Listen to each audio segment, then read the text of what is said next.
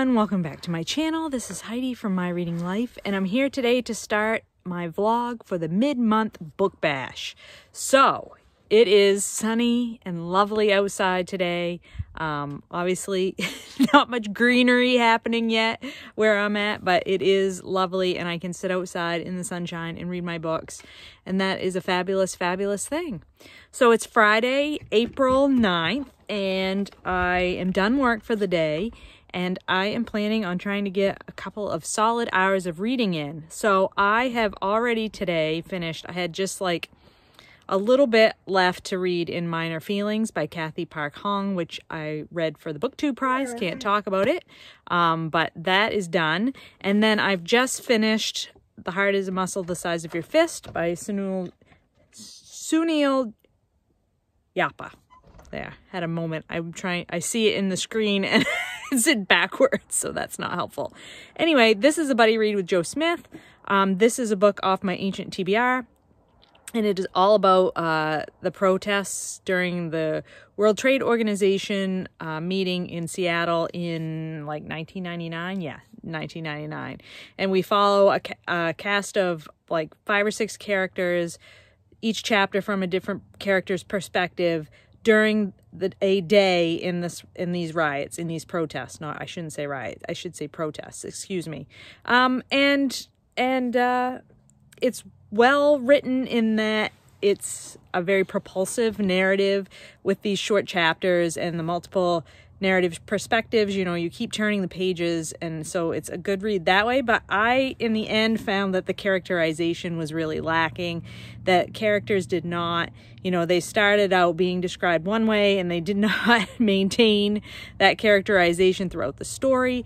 The parts of this that I liked the most were the interludes, which are from the perspective of the Sri Lankan representative to the World Trade Organization, and his perspective as a minister from a very poor developing country and who's trying to get into the World Trade Organization.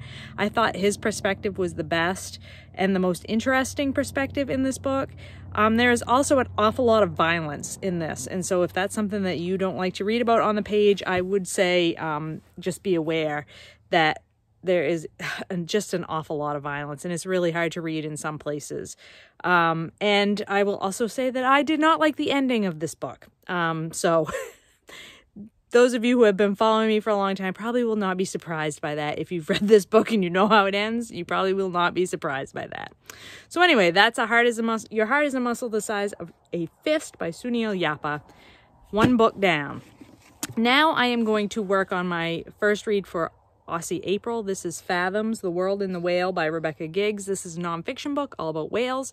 I'm buddy reading this with Britta Bowler, and I read the first 12 pages last night, and I'm already in love with this book, which is no surprise at all to anyone, I'm sure. So I am going to get stuck into this while I sit here in the sun on my deck and just enjoy the fact that it's finally spring here.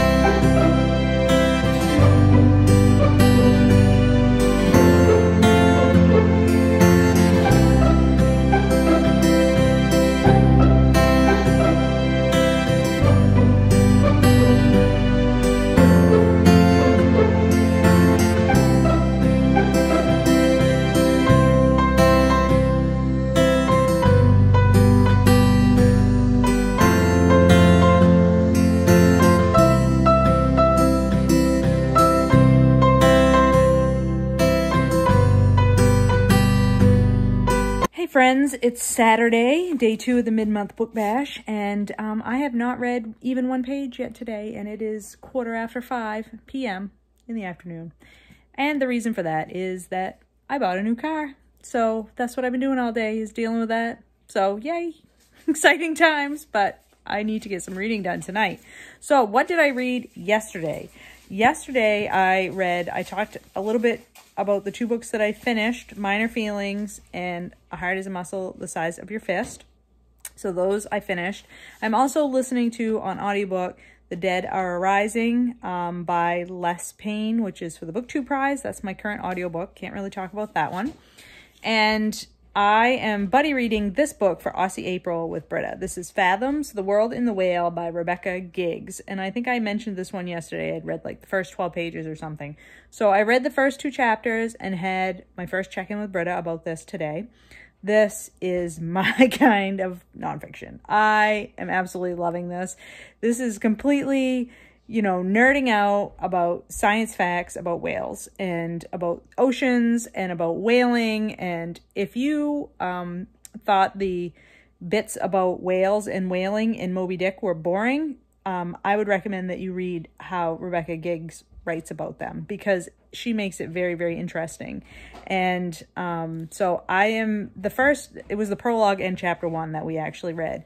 And there's just so much in here already. I mean, I know quite a bit about whales, but there were things in here that I didn't know. So that's always a big positive for me when I start to read science nonfiction. I also really like Rebecca Giggs's writing in this. Some people might find it too dense, but when it comes to science stuff, I like that. I like a highly detailed description, I guess I would say. And so this book, you know, starts out in the prologue talking about a whale being stranded in Australia, and what that is like for the whale, what it is like for the people who are observing this, what it is like for the conservation staff people who are, you know, having to manage both the whale and the spectators. And so that was really, you know, it is quite emotional start to the book, as Britta has pointed out, and maybe, you know, not the best choice to get people engaged in something like this, but I thought it was really poignant and fascinating. And then the second chapter gets more into the history of whaling and that whole aspect of whales and their interactions with humans. And so each chapter is going to, you know, get us a little more detail on different aspects of whales. And so, yeah, loving it. First 2 chapters, absolutely loving it. And then I also last night read about 75 pages in The Woman's Room by Marilyn. This is a holdover from March, which this book is off my ancient TBR, and I picked it up for Women's History Month, and I just didn't finish it in the month of March. So I am over, where am I at? I am 250 pages into this like 475 page book. And it is really good. It's tough to read. A lot of really bad things happen to the women in this book, and it's really just basically in novel form outlining what it's like to be a middle-class white woman in the 50s and 60s and now into the 70s.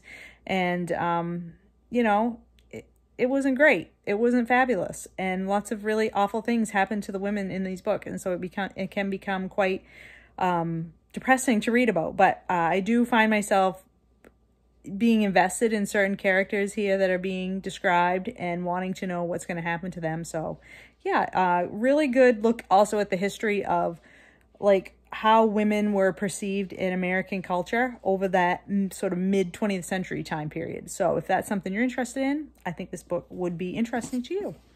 So these are the 2 books that I'm going to continue to work on tonight, and I will update you later.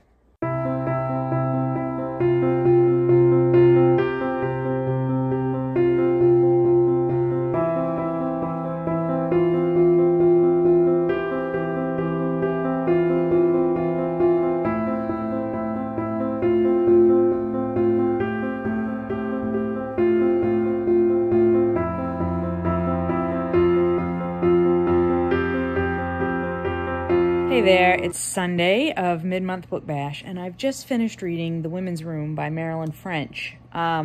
And this is a very excellent novel.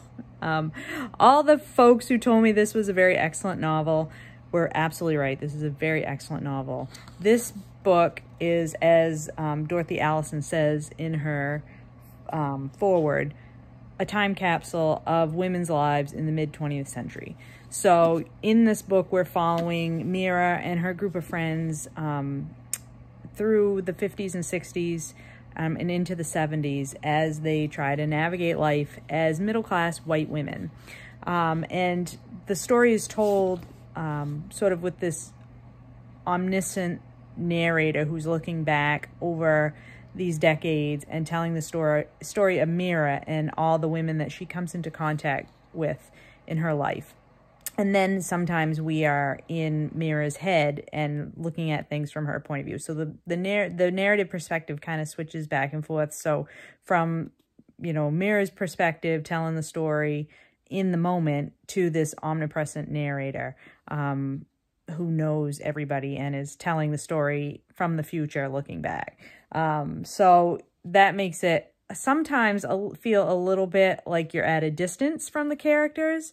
But I think that's really needed because what these women go through is so hard to read about at times, but it really does detail a life that we like to think is no longer what women have to go through. I will say also that this book is incredibly white. Like, the women in this book are mostly white. The characters, the men are mostly white. And it really is the story of white middle-class women.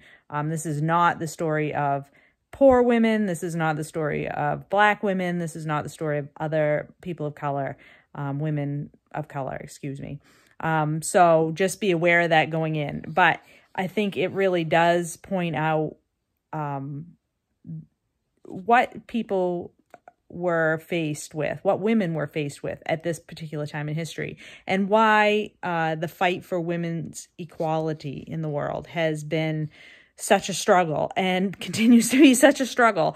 And when you see how things were in the 50s and 60s, you realize, yeah, some progress has been made, but then it also makes you realize, like, not enough progress has been made to bring true equality to all people.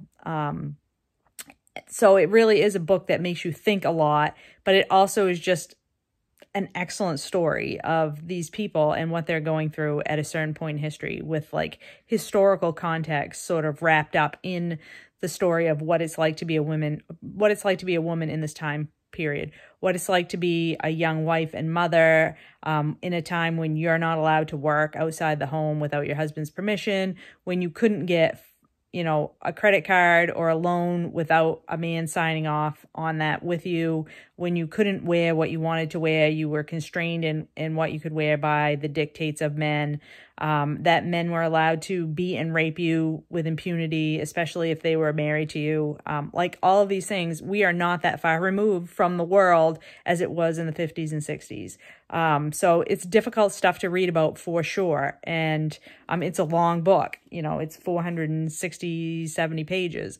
So it's emotionally difficult to read, but also just extremely, extremely well done. So yeah, excellent book. Really good book for Women's History Month, even though it took me until April to finish it. Really glad that I picked this one up off the ancient TBR. So today is Sunday. I'm about to have some lunch and then go for a walk with a friend. And I don't know what I'm going to pick up next, but I will check in again later.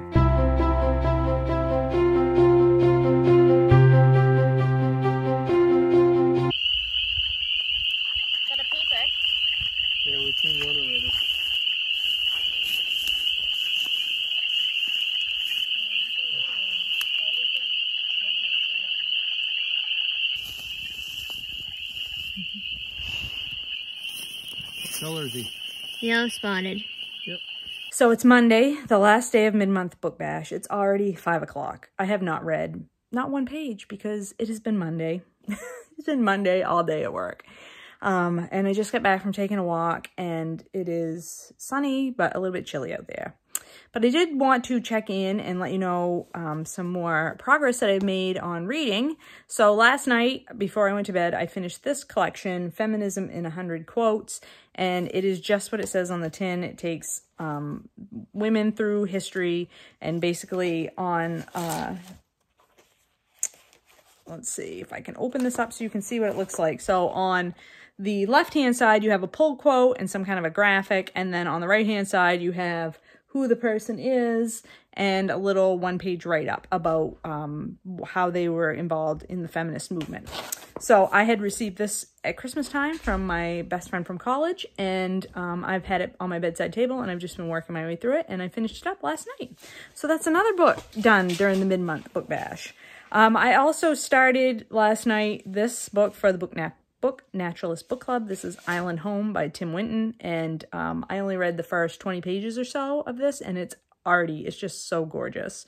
I really like Tim Winton's writing style, and I am really interested to read more about the natural landscapes of Australia, and I'm already just really, really loving this so much. So looking forward to continuing on with this. I'm hoping to get a little bit more reading done tonight, so I will have at least one more check-in before the end of this reading weekend. I'm just going to end my mid-month book bash here. It is Tuesday morning. I read 9 more pages in Fathoms last night before I fell asleep.